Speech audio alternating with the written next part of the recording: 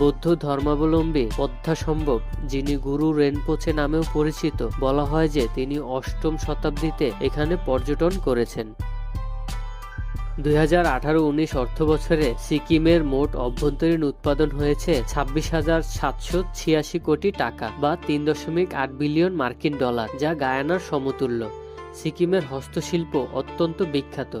শাল, গর্জন এবং টিক সহ কিছু উৎকৃষ্ট মানের কাঠ বনাঞ্চলে পাওয়া যায়। শিল্পক্ষেত্রে এটি এখনও অনগ্রসর।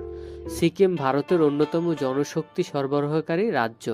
এখানে সুলভ শ্রমিক ভারতের অন্যান্য রাজ্যে কাজের খোঁজে পাড়ি জমায়। দুর্গম পর্বতাঞ্চল হওয়ায় এই রাজ্যে কোনো রেলপথ সংযোগ নেই। সিকিমের নিকটতম rail station Siliguri. Siliguri junction থেকে শিবক পর্যন্ত লোকাল ট্রেন পরিষেবা রয়েছে। পাহাড়ি পথে বছরের অনেক সময় ধসের কারণে বন্ধ থাকে।